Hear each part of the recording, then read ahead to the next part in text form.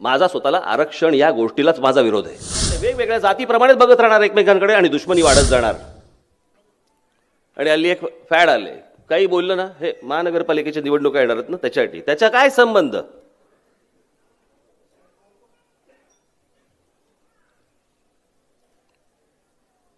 आज महाराष्ट्रामध्ये अनेक मराठा समाजाचे मोर्चे निघत आहेत. मी त्या सर्व बांधवांना आणि भगिनींना मी त्यांचं अभिनंदन करीन की अशा प्रकारचे शिस्तबद्ध मोर्चे मला वाटत नाही देशाच्या इतिहासात आजपर्यंत कधी घडले असतील. देशाच्या इतिहासात एका पाठोपाठ एकेका जिल्ह्यामध्ये जे काही मोर्चे घडतायत किंवा जे दिसतंय हे आजपर्यंत कधी महाराष्ट्रात दिसलं नव्हतं ना, देशात कुठच्या दिसलंय, कुठच्या राज्यात दिसलंय.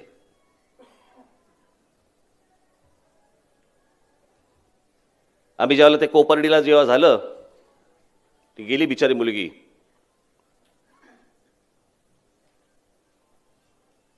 त्या तिथे मी जेव्हा गेलो त्यावेळेला तिथे मी पहिल्यांदा या विषयावरती मी बोललो. मला अनेक तिथले सगळे गावकरी मला भेटले, शेतकरी बांधव होते आपले, आणि त्या सर्व शेतकरी बांधवांनी मला सांगितलं की अनेक ठिकाणी ह्या सगळ्या गोष्टींचा त्रास होतोय. कुठचा? खास करून ॲट्रॉसिटीचा. महाराष्ट्रातल्या मी अनेक लोकांना मी बोलून घेतलं. त्याच्यानंतर मी तिथे मला जे बोलायचं मी सांगितलंच की आताचा जो कायदा आहे तो रद्द करून तुम्ही त्याच्यामध्ये नवीन बदल घडवले पाहिजेत, नाही तर हे असंच चालू राहील. काही जण फक्त त्याचा फायदा घेत राहतील.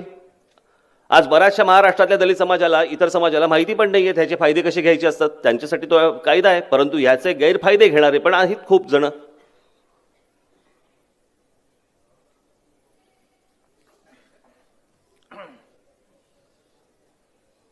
आणि मग त्याच्यानंतर एक महिनाभरानंतर मग शरद पवार बोलले. आज मोर्चातनं अनेक विषय बाहेर पडतायत. आरक्षणाचा विषय बाहेर पडतोय. आज शरद पवार सांगतायत की राज्य सरकारने ताबडतोब आरक्षण देऊन टाकावं. अरे वा, तुम्ही का नाही दिलत? 15 वर्ष या महाराष्ट्रामध्ये एनसीपी काँग्रेसची सत्ता होती. देशामध्ये काँग्रेस एनसीपीची सत्ता होती, 10 वर्ष होती. तेव्हा का नाही केलं?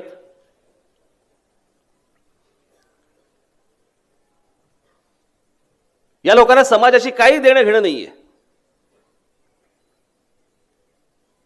काहीही देणं घेणं नाहीये. यांना फक्त राजकारण कळतं, यांना फक्त निवडणुका कळतात आणि हा समाजाचा वापर या निवडणुकांसाठी कसा करून घ्यायचा एवढंच फक्त या लोकांना कळतं. याच्या पलीकडे यांना काही देणं घेणं नाही. मला असं वाटतं 2013ला सोलापूरला सोलापूरला का कुठेतरी सोलापूरच्या सभेमध्ये मी हा विषय बोललो होतो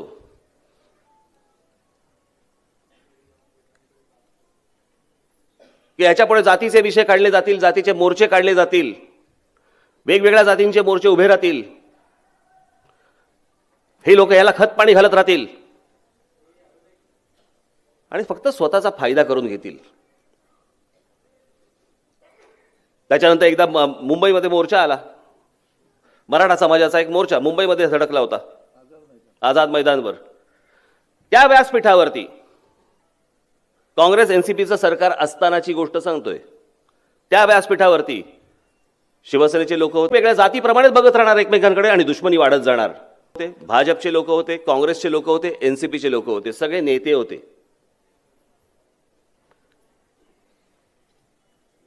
मी म्हटलं या चारही पक्षांचे नेते जर समजा तिथे व्यासपीठावरती आहेत आणि त्या चारही पक्षाच्या नेत्यांना जर समजा मान्य आहे की मराठा समाजाला आरक्षण मिळालं पाहिजे, मग अडवलंय कोणी? तुम्हाला थांबवलंय कोणी? मग का हा विषय इतकी वर्ष तुम्ही आज ठेवून दिला होतात? मला वाईट या गोष्टीचं वाटतं या सगळ्या याच्यामध्ये. आता येणाऱ्या नोव्हेंबर डिसेंबरमध्ये जिल्हा परिषद पंचायत समितीचा निवडणुका आहेत. हे काँग्रेस एनसीपी वाले आणि इतर सगळे नेते हे याच्यासाठी तर वापर करून घेणार नाहीत. आणि तो माझा जो मराठा बांधव भगिनी ज्या आज त्या मोर्चामध्ये येते त्याला समजतच नसेल की ह्याचा आपला उपयोग काय करून घेतील हे लोक.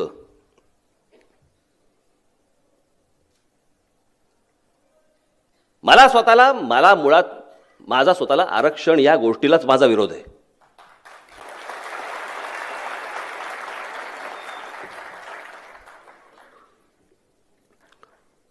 आर्थिकदृष्ट्या जे मागास असतील त्यांना आरक्षण मिळालं पाहिजे. आज दलित समाजापासून इतर सगळ्या समाजांमध्ये आज आरक्षण आहेत. मग तिथल्या त्यांच्या श्रीमंत लोकांच्या मुलांना आरक्षण कशासाठी पाहिजे? तिथेही जे आर्थिकदृष्ट्या मागासलेले असतील त्यांना आरक्षण द्या. प्रत्येक समाजातला जो आर्थिकदृष्ट्या मागासलेला असेल त्याला आरक्षण मिळू देत. तो वरती आला पाहिजे.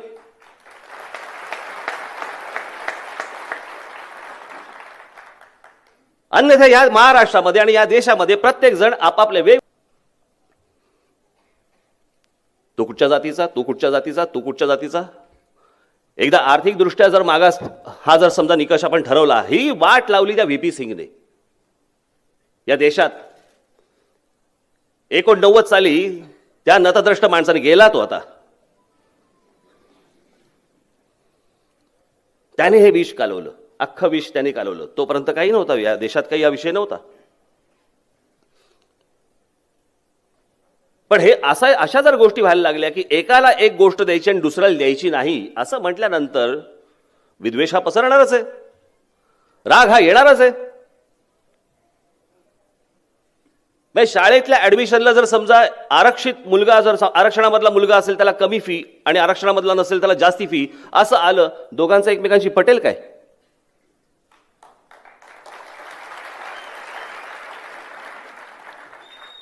मग तिथे सगळा राग सुरू होतो प्रत्येक गोष्टीवरचा.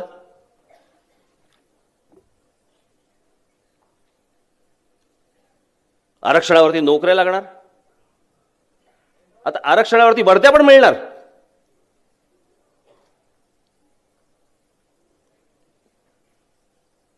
हे सगळे आरक्षणाचे सगळे उद्योग, राजकीय उद्योग, हे तुमच्यामध्ये सगळ्यांमध्ये फक्त दरी निर्माण करायची. दरी, तुमच्यात वाद निर्माण झाले, तुमच्यात भांडण निर्माण झाले की तुमच्याकडनं मतं काढायला सोपं असतं, मतं काढायला सोपं असतं. याच्यासाठीचे हे सगळ्यांचे उद्योग सुरू आहेत.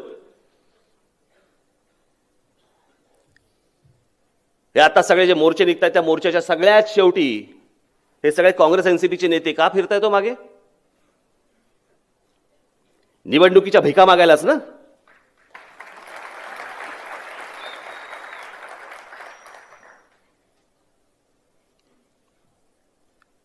ही सगळी आपण आरक्षण आरक्षण आरक्षण बोलतो. अहो, आहेत कुठे नोकऱ्या? कोणत्या नोकऱ्यांबद्दल बोलतोय आपण? सरकारी नोकऱ्या कमी होत चाललेल्या आहेत, खासगी नोकऱ्या वाढत चाललेल्या आहेत. आणि या खासगी नोकऱ्यांमध्ये तिथे आरक्षण आहे? नाहीये.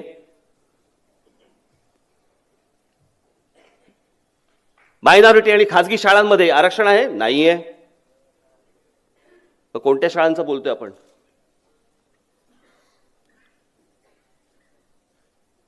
आज या संपूर्ण महाराष्ट्रामध्ये मराठा समाजातले इतके मुख्यमंत्री झाले, इतके मंत्री झाले, आज इतके खासदार आहेत तिथे.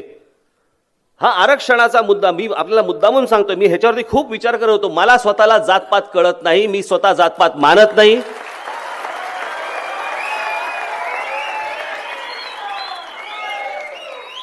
मला आता तुमच्यापैकी बसलेले कोण आहेत आणि इथे बसलेले कोण आहेत यांच्या जातीशी मला देणं घेणं नाहीये. मला काही देणं घेणं नाही या गोष्टींशी.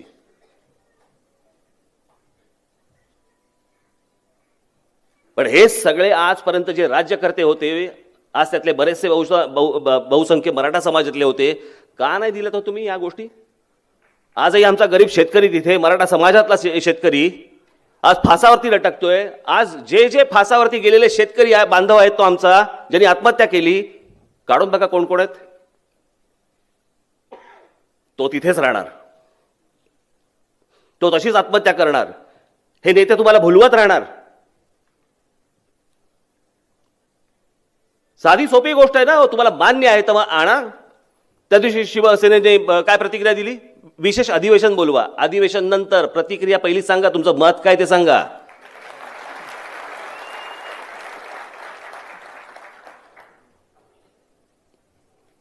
विशेष अधिवेशन समजा उद्या बोलवलं, जरी इथे जरी समजा त्यांनी मान्य केलं तरी ते केंद्रात पाठवायला लागेल. बरं, ह्या सगळ्या गोष्टी, या टेक्निकल सगळ्या गोष्टी शरद पवारांना माहिती आहेत. का नाही बोलतात तुम्ही? का नाही त्या मराठी समाजातल्या मराठी माझ्या बांधवांना आणि भगिनींना सांगत का नाही आहात की काय नक्की काय होतंय? हे सगळ्यांना माहिती आहे, सगळ्या पत्रकारांना माहिती आहे, सगळ्या संपादकांना माहिती आहे. कोणी मांडायला तयार नाही, तुमच्या समोर कोणी बोलायला तयार होत नाहीये. हे जे सगळं उभं राहतंय आज मोर्चाच्या स्वरूपामध्ये, यातनं मला मतं कशी मिळतील आणि मी जिल्हा परिषदेवरती कसा येईन आणि मी पंचायत समितीवरती कसा येईन ह्याची स्वप्न पाहतायत हे सगळे. ह्याला प्रश्न नाही सोडवायचे आहेत कुठचे.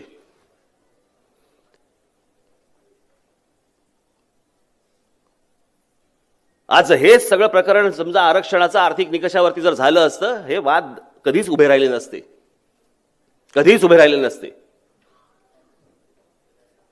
राज ठाकरे जे तुम्हाला सतत सांगतो ना, ह्या सगळ्या बाकी काही लोकांना वाटतात, नतदृष्टांना वाटतात राज ठाकरे राजकारणासाठी किंवा निवडणुकीसाठी हड.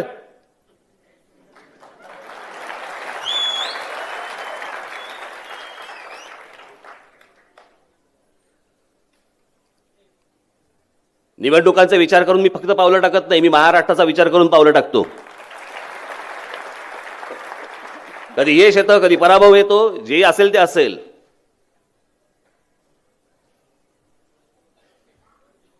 पण आज मी जे सांगत आलो, आजपर्यंत सांगत आलोय, सांगत राहणार की महाराष्ट्रामध्ये जे उद्योग निर्माण होत आहेत त्या उद्योगांमध्ये माझ्या महाराष्ट्रातल्या मराठी मुलांना आणि मराठी मुलींना 100% प्राधान्य तुम्ही दिलं पाहिजे. आरक्षणाचा विषयच येत नाही. कशाला पाहिजे आरक्षण? महाराष्ट्रासारखं एक प्रगत राज्य आहे, महाराष्ट्रामध्ये इतके उद्योग उभे राहत आहेत, इतके उद्योग येत आहेत, इतक्या आज नोकऱ्या उपलब्ध होत आहेत. पण त्या सगळ्या उपलब्ध होत असताना आज बाहेरच्या राज्यांमधली लोक येऊन त्या नोकऱ्या घेत आहेत, ते सगळी कामं घेत आहेत. जमीन आमची, पाणी आमचं, आमच्याकडे उद्योग करायला येत आहेत ही सर्व लोक. राज्य सरकारला गेल्या असेल नाही तर आत्ताच्या असेल, यांना सांगता येत नाहीये की तुम्हाला एका अटीवरती आम्ही तुम्हाला इथे तुमचा व्यवसाय उभा करायला देऊ, तुम्हाला पाणी देऊ, वीज देऊ, सगळ्या गोष्टी देऊ. अट एक, माझ्या महाराष्ट्रातली 100% मुलं ही तुम्ही तिथे कामावरती घेतली पाहिजेत. ही एक गोष्ट जर समजा राज्य सरकारने केली, आपल्याला आरक्षणाची आवश्यकताच भासणार नाहीये, गरजच नाहीये. इतर देशभरातल्या सर्व राज्यांपेक्षा महाराष्ट्र खूप पुढे आहे. प्रत्येक उद्योगपतीला वाटतं की माझा उद्योग हा महाराष्ट्रात असावा. मग एवढे जर समजा उद्योग उभे राहत असतील, एवढ्या जर नोकऱ्या उपलब्ध होत असतील, मी मध्यंतरी बोललो होतो ना त्या रिक्षा आणि टॅक्सीच्या परवान्यांच्या संदर्भामध्ये, कोणाला मिळणार होत्या? आमच्या महाराष्ट्रामधलं एक नागपूरचं हायकोर्ट काय सांगतं की महाराष्ट्रामध्ये जर समजा तुम्ही रिक्षांना आणि टॅक्सींना परवानगी देणार असाल, परवानगी देणार असाल, तर त्याला मराठीच्या सक्तीची गरज नाही. वा रे वा.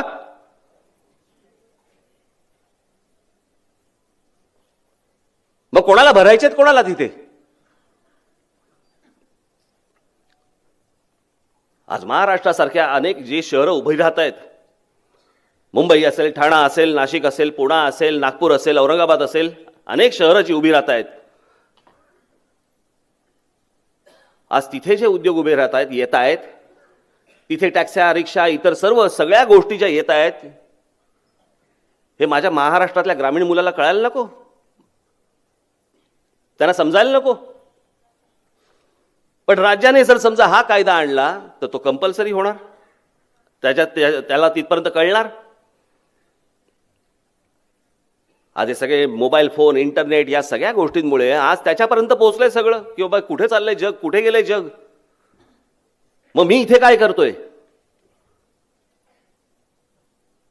माझी वडिलोपार्जित शेती जी आहे ती शेती नीट चालत नाहीये, त्यातनं मला पैसे मिळत नाहीयेत, मला काम पाहिजे, मला नोकरी पाहिजे. तो ग्रामीण महाराष्ट्रातला माझा बांधव, माझी भगिनी, ते म्हणतात मला त्या शहरातल्या मुलांसारखं राहायचंय, मला तिथे यायचंय. येऊ कसं? कसं यायचं मी?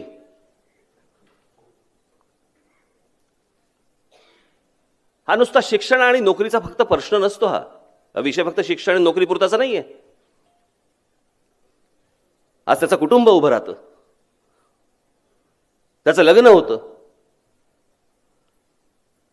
या सगळ्या गोष्टी करण्यासाठी म्हणून त्याला शिक्षण हवं, त्याला नोकरी हवी, त्याला सगळ्या गोष्टी हव्या. आणि ही सगळी स्वप्न पाहत असताना मला तिथपर्यंत पोहोचता येत नाहीये, हे माझ्या महाराष्ट्रातल्या जर समजा माझ्या बांधवांना आणि भगिनींना जर समजा वाटत असेल आणि त्याच्यातनं हा जर समजा राग निर्माण होणार असेल आणि या रागातनं जर समजा आरक्षणाचा विषय येणार असेल आणि या आरक्षणाचा फायदा जर समजा हे सगळे बाकीचे सगळे गधडे नेते घेणार असतील, उपयोग काय या ताकदीचा?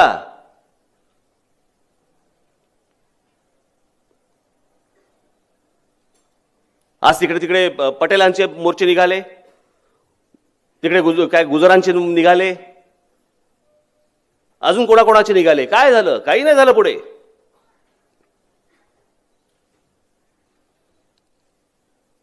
खरं तर महाराष्ट्रामध्ये एक मुखाने एक गोष्ट यायला पाहिजे की या महाराष्ट्रामध्ये आर्थिक निकषावरतीच आरक्षण याच्या पुढे तुम्ही दिलं गेलं पाहिजे. हीच गोष्ट जर समजा त्या सगळ्या मोर्चांमधून आली तर मला असं वाटतं सगळा विषय पण बंद होईल. एकमेकांकडे दुश्वासाने पाहणं, एकमेकांकडे दुश्वासाने काय त्याच्याशी बोलणं न बोलणं, हे कुठचे प्रकार आलेत? आणि मग त्याच्यामध्ये परत जाती जातीमध्ये भिडवायचं सगळ्यांना. मध्यंतरी काढलं म्हणे महाराष्ट्र राज्याचा मुख्यमंत्री ब्राह्मण आहे आणि ब्राह्मण असल्यामुळे म्हणे ह्या सगळ्या गोष्टी. अरे वा, हे परत कानात विष कालवणार कोण? हेच सगळे नेते, हेच हे सगळे उद्योग करत बसणार. परवा दिवशी रामदास आठवले बोलले,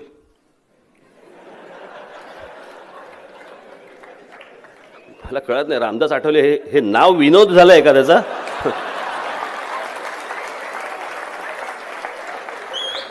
याच्यापुढे सांगायला बरं. हे बघ, परवा दिवशी एक रामदास आठवले ऐकला, चला सांगतो.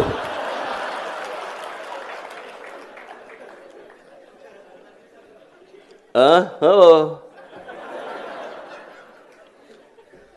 काय रामदास आठवले म्हणाले की म्हणे सवर्णांना आर्थिकदृष्ट्या जे मागास असतील सवर्णांमध्ये त्यांना 25% आरक्षण द्या. वारे वा, मग सगळ्यांना का नको? प्रश्न हा सवर्ण दलित हा विषय नाहीये. हा विषय आहे समान नागरी कायद्याचा. हा सगळ्यांना समान पद्धतीने बघितलं गेलं पाहिजे. मग तो कोण असेल, ब्राह्मण असेल, दलित असेल, तर कोणी असेल. ऍडमिशन आणि नोकऱ्या आणि सगळ्या ह्या गोष्टी ह्या जातीमध्ये विभागता, तुम्ही धर्मामध्ये विभागता. आज तो अॅट्रॉसिटीचा पण विषय, मी त्यातली काही माहिती काढली. माहिती काढल्यानंतर माझ्या असं लक्ष झालं की तिकडे आहेत काय काय त्यांचे ते सरकारने निवडलेले काही गोष्टी आहेत, पण त्याच्यामध्ये जर समजा कोणी कोणावरती समजा अॅट्रॉसिटी टाकली, त्याचा माझ्याकडे कायदा आहेत, पेपरच आहेत माझ्याकडे, गाडीत राहिले ते माझ्याकडे. मलाही जेव्हा तो पेपर मिळाले ते मला धक्काच बसला. मी म्हटलं अॅट्रॉसिटी म्हणजे हे? समजा एखाद्याने एखाद्यावरती अॅट्रॉसिटी टाकली आणि ती जर समजा कंप्लेंट पोलीस स्टेशनला जर समजा दर्ज झाली तर 60,000पासून 4 लाखापर्यंतची किंमत आहे आणि ती पोलीस स्टेशनला दर्ज झाल्या 25% रक्कम ही ताबडतोब त्यांना हातात दिली जाते. म्हणजे 60,000चे 15,000, 2 लाखाचे 50,000, 4 लाखाचे 1 लाख. हे केस पुढे चालू आहे, केस पुढे चालू राहील. पण हे ज्या वेळेला तिथे सिद्ध होतं त्या सगळ्या गोष्टी झाल्यावरती ताबडतोब त्याला पैसे मिळतात. अनेक ठिकाणी तर मला असं दिसतं की अनेक ठिकाणी धमकी दिली जाते, माझं काम कर नाही तर अॅट्रॉसिटी टाकीन. कायदा हा धमकीचा विषय होऊ शकतो? मग एका समाजाला एक कवच, दुसऱ्या समाजाला कवच नाही, तिसऱ्या समाजाला कवच नाही, असं कसं करून चालेल? ह्या असल्या नादान राजकारणामुळे फक्त भांडणच होतील आपल्या देशामध्ये, दुसरं काही नाही होणार. आज मराठा समाजाचे आज मोर्चे निघतायत, उद्या काहीतरी ओबीसीचे निघतायत, परवा अजून कोणाचे तरी निघतील. कुठे थांबणार आहे? कुठे चाललोय आपण? काय वाढून ठेवलंय महाराष्ट्रासमोर? वाद, भांडणं, हाणामाऱ्या, जातीय दंगली.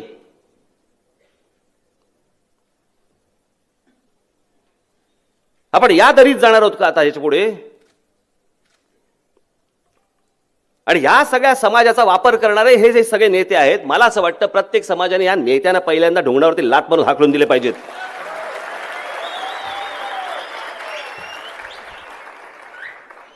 प्रत्येक गोष्टीचं राजकारण करत बसायचं, प्रत्येक गोष्टीचं.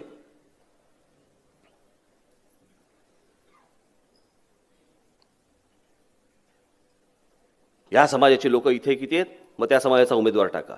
मग ह्या समाजाचे इथे किती आहेत, त्या समाजाचा. काय प्रकार आहे हा कोणता प्रकार आहे?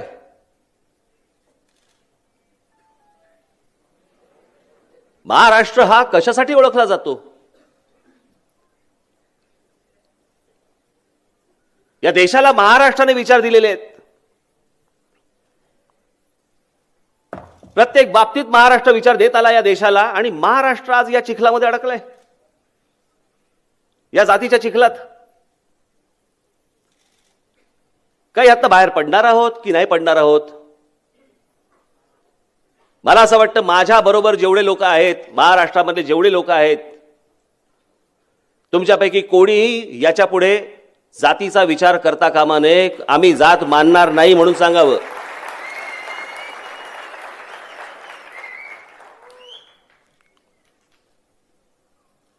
नजीकच्या काळामध्ये जर माझी पंतप्रधानांची जर भेट झाली तर मी त्यांना सांगणार आहे की बहुमत आहे तुमच्या हातामध्ये, आरक्षण हे आर्थिक दृष्ट्याच तुम्ही आणलं पाहिजे, हे मी तुम्हाला नक्की सांगणार.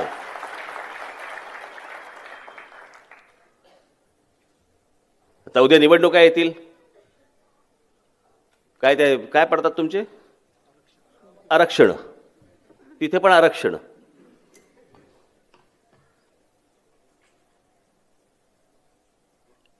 कुठे चाललोय आपण, काय करतोय, कुठे जग चाललंय, कुठे होत आपण? या असल्या माझे हात जोडून तुम्हाला सगळ्यांना विनंती आहे, माझी महाराष्ट्रातल्या माझ्या तमाम बांधवांना भगिनींना विनंती आहे माझी, या नका चिखलात अडकू. प्रत्येकाच्या मनात काय पेटलंय मी समजू शकतो, प्रत्येकाच्या मनात काय आहे हे मला समजू शकतं. पण ते प्रत्येक गोष्ट जर समजा आपण जातीच्या वरती जर घासून पुसून पाहायला गेलो ना, आपण खोलात जाऊ, निश्चित खोलात जाऊ आपण. आणि एकदा या गर्तेत सर सापडलो ना आपण, तर महाराष्ट्राचा बिहार आणि उत्तर प्रदेश व्हायला वेळ लागणार नाही. तिकडे तीच परिस्थिती आज आपल्याकडे तरी अजून परिस्थिती तशी नाहीये, पण ती येईल, वाढेल. माझे एक मित्र गेले होते उत्तर प्रदेशमध्ये, एका ढाब्यावरती बसले होते. बघा, विचार करा, म्हणजे कुठच्या लेवलला हा प्रकार तिथे असतो तो विचार करा. त्या ठिकाणी आपल्याला जायचंय का? ते बसले होते, त्यांनी चहा मागवला. त्या ढाब्याचा मालक आला आणि त्याने विचारलं, त्याच्याकडे बघितलं. हा हसण्याचा विषय नाही आहे, मी खरंच सांगतोय तुम्हाला. त्या माणसाने त्यांच्याकडे बघितलं आणि विचारलं, कौन सी जात से हो, कौन सी जात से हो. आजपर्यंत महाराष्ट्रात हा प्रकार अजूनपर्यंत नाहीये, पण हा उद्या वाढीस लागेल. आणि हा वाढीस लागला ना, ही एकमेकांची टाळकी फिरायला लागली ना, हा महाराष्ट्र शांत नाही होणार. माझी महाराष्ट्रातल्या नेत्यांना ही हात जोडून विनंती आहे, नका राजकारण करत बसू याच्यावरती. निवडणुका येतील जातील. आज काँग्रेस एनसीपीला पराभव पत्करावा लागला असेल, पण पुन्हा विजय प्राप्त करण्यासाठी म्हणून या महाराष्ट्रातली डोकी नका भडकवू तुम्ही. ही जातीची विष कालवून हा महाराष्ट्र बर्बाद करू नका. निवडणुका ज्यावेळेला यायच्या त्यावेळेला येतील. आज आमच्या शहरांची वाट लागलेली आहे, आमच्या महाराष्ट्रातल्या ग्रामीण भागाची वाट लागलेली आहे. ग्रामीण महाराष्ट्रातला माणूस म्हणतोय की मला शहरात जायचंय, शहरातला माणूस म्हणतो मला शहर सोडून बाहेर जायचंय. आज जे संकट हा राज ठाकरे जे सांगतोय ना तुम्हाला, की हे जे बाहेरून सतत जे येत आहेत आपल्याकडे, ह्याने जो महाराष्ट्र भरला जातोय, त्याचं काय करायचं? आपण आपापसात डोकी फोडून घेऊ आणि हे महाराष्ट्रामधलं लोणी खायला हे सगळे बाहेरच्या राज्यातले लोक येतील आणि येत आहेत, घेतलेला आहे, अजून येत आहेत. हा विद्वेष पसरवण्याचा भाग नाहीये. माझं तर मत आहे की प्रत्येक राज्याने आपापला विकास करावा आणि मोठं व्हावं.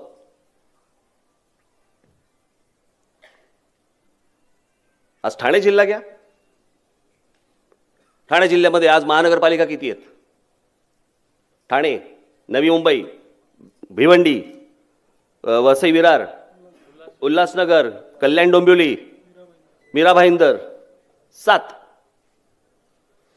एका जिल्ह्यामध्ये 7 महानगरपालिका आहेत असा एक तरी जिल्हा भारताच्या नकाशावरती आहे का? मला जरा सांगा. कशामुळे महानगरपालिका झाल्या? या नगरपालिकांच्या महानगरपालिका झाल्या कशामुळे झाल्या? लोकसंख्येमुळे झाल्या. कोणाच्या लोकसंख्येमुळे झाल्या? आकडेवारी काढून बघा. सर्वात जास्ती परप्रांतातनं येणारी माणसं ही ठाणे जिल्ह्यात येतात.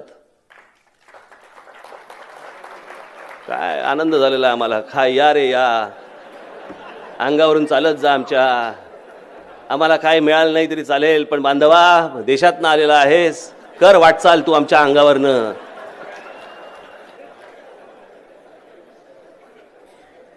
हे धोके नाही समजणार, हे धोके नाही समजणार. हे खरापर्यंत ज्यावेळेला उंबरठ्यापर्यंत येतील ना धोके, त्यावेळेला समजेल. आमच्याकडे जोपर्यंत स्वतःचं जळत नाही ना, हे जे चालू आहे ना आत्ता आपल्या देशामध्ये, तिथे आमचे जवान मरतायत, आम्हाला काय नाही त्याचं. आमचं सगळं आनंदात सुरू आहे. पाकिस्तानी कलावंत हवेत का आम्हाला चित्रपटामध्ये बघायला? आवडतील. आमच्याकडे गुलाम अली चालेल का? त्याची कॉन्सर्ट चालेल का? चालेल, आम्ही बघायला जाऊ. तो कोणासाठी लढतोय?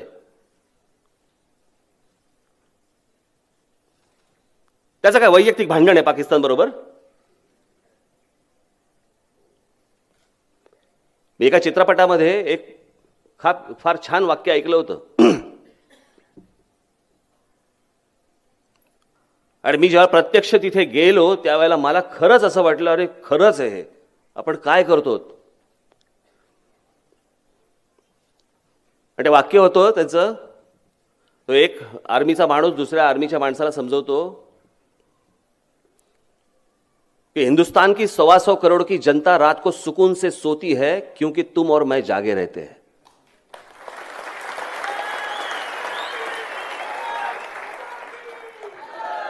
हे गेल्या मध्यंतरी मी फेब्रुवारीमध्ये काश्मीरला गेलो होतो. मी माझ्या आयुष्यात पहिल्यांदा गेलो, मी कधी गेलोच नव्हतो. तिथे गेलो, तिथे ते काहीतरी काय गंडोला म्हणून, म्हणजे गंडोला, मराठी भाषेवर जाऊ नका लगेच. गंडवला नाही, गंडोला असं काहीतरी एक वरती तिकडे त्या गुलमर्गच्या इकडे होतं. नाही, गंडोला. शिशिर शिंदे म्हणतात शिकारा, नाही म्हटलं नाही, शिकारा.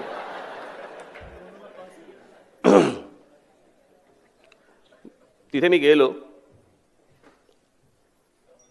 पूर्ण बर्फ होता,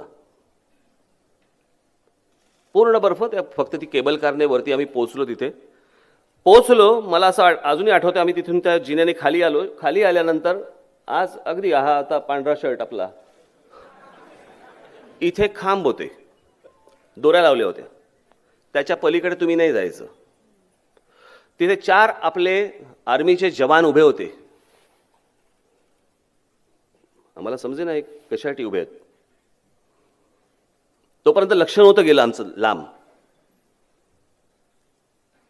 त्या ज्या केबल कार्स येतात वरती, त्या केबल कारमधनं एक रिकामी केबल कार असते ज्याच्यातनं त्यांचं जेवण, कपडे, औषधं, सगळ्या गोष्टी त्याच्यातनं येतात वरती.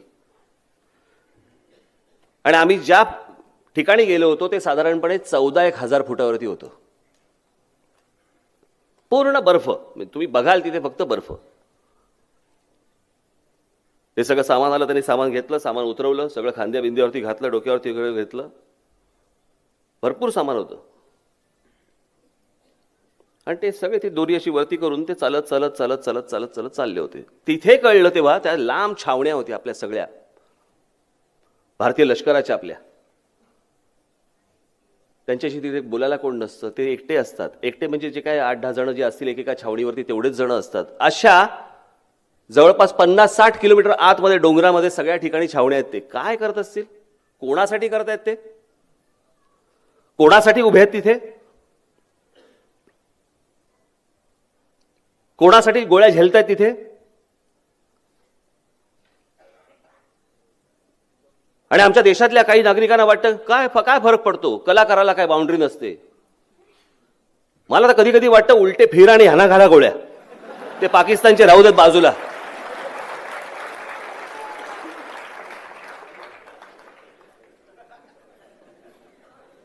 यांना गोळ्या घातल्याशिवाय हे सरळ येणार नाहीत. सरळ म्हणजे सरळ. काय थट्टा लावली आपण. भारताचं सैन्य म्हणजे ते सगळे सैनिक जे काय आहेत ते काय आपले नोकर आहेत. तुम्ही तिकडे मरा. आज एक एक शहीद होऊन ज्याला एक एक घरी जातात, काय होत असेल तिकडे.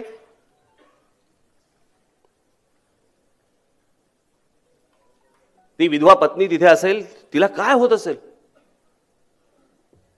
आणि ते ज्यावेळेला समजा असं पकडूया, आपण विचार करूया की ते ज्यावेळेला त्यांच्याकडे समजा एखादं वर्तमानपत्र पोहोचत असेल, ते तिथे छावणीवरती आहेत, बर्फामध्ये आहेत, बंदुका पाकिस्तानच्याकडे ठेवलेले आहेत, आणि एखादं वर्तमानपत्र जर समजा त्यांच्याकडे समोर पडलं आणि त्यांनी जर समजा वाचलं की आज भारतामध्ये इथे इथे गुलाम अलीची कॉन्सर्ट आहे, काय होत असेल आत्महत्या ना.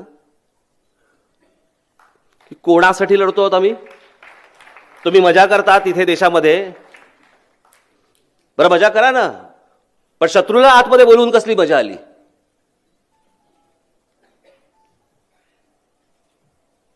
याच्यासाठी बसलेत ते लोक. मला असं वाटतं वस्तुस्थिती आपण नीट समजून घेणं गरजेचं आहे. मग ती महाराष्ट्रातल्या राजकारणाची असेल नाही तर देशातली असेल, ही वस्तुस्थिती समजणं आवश्यक आहे. जसे शहरातले आपले विषय आहेत, अनेक विषय. मग अशी अभिजित बोलताना बोलला की ते कुठच्या आपलं काशीनाथ घाणेकरच्या इकडे वरतून काहीतरी छतच पडलं, तिथे माणसं नव्हती, कोणाला काय झालं नाही म्हणून. असं बांधतात थिएटर, असं बांधलं जातं, रस्ते असे बांधतात. वर्षानुवर्ष आम्ही वर्तमानपत्रामध्ये वाचतोय, इथे खड्डे पडलेत, इकडे खड्डे पडलेत, नाले बुजलेले आहेत, रस्त्याने चालायला कुठे काही नाही. आज आपल्या महाराष्ट्रामधल्या जर समजा गल्ल्या घेतल्या, आज तिथे व्हेकल्स येत आहेत, इतके वाहनं वाढलेली आहेत, ही सगळी वाहनं वाढलेली आहेत, सगळ्या गल्ल्यांच्या बाजूला बाजूला बाजूला उभी आहेत. फायर ब्रिगेडचा बंब जाऊ शकत नाही आतून. आग लागली तर काय करणार आहोत माहित नाही. कोणाचा पायपोस कोणाच्यात नाही. मला असं वाटतं हा जो नागरिकांना जो सगळ्या गोष्टींचा त्रास होतोय, तिथे तुम्ही पाहणं आवश्यक आहे. हे कुठची आरक्षण पडली आणि कुठचा मला मतदारसंघ मिळाला आणि मला आता पुढे काय होणार आहे, हे सगळं निवडणुकीच्या वेळेला बघता येईल. पण प्रामुख्याने पहिल्यांदा तुम्ही राजकीय पक्षाचे कोणी पदाधिकारी आहात, यापेक्षा तुम्ही या महाराष्ट्राच्या या देशाचे नागरिक आहात, म्हणून पहिला विचार करणं तुम्ही गरजेचं आहे. आणि तो विचार करूनच तुम्हाला पुढे जावं लागेल. हे नुसते मतं मागण्यात काही अर्थ नाहीये. हे फेब्रुवारीमध्ये निवडणुका येतील वगैरे वगैरे सगळं मला मान्य, पण त्यावेळेला तुम्ही सगळेजण सज्ज असणं आवश्यक आहे. पण त्या सगळ्या गोष्टींच्या तयारीला तुम्ही आत्ता लागणं आवश्यक आहे. तुम्ही आज सगळे बरेचसे गटाध्यक्ष इकडे सगळे आलेले आहात. तुम्हाला सर्वांना मी मनपूर्वक नवरात्रीच्या शुभेच्छा देतो. आणि परत एकदा हात जोडून विनंती करतो की जातीभीतीच्या कुठच्या भानगडीत तुम्ही तरी किमान पडू नका एवढी फक्त एक तुम्हाला विनंती करतो आणि आपणा सर्वांची मी रजा घेतो. जय हिंद, जय महाराष्ट्र. अशाच प्रकारचे नवनवीन व्हिडिओ पाहण्यासाठी या चॅनलला सबस्क्राईब करा.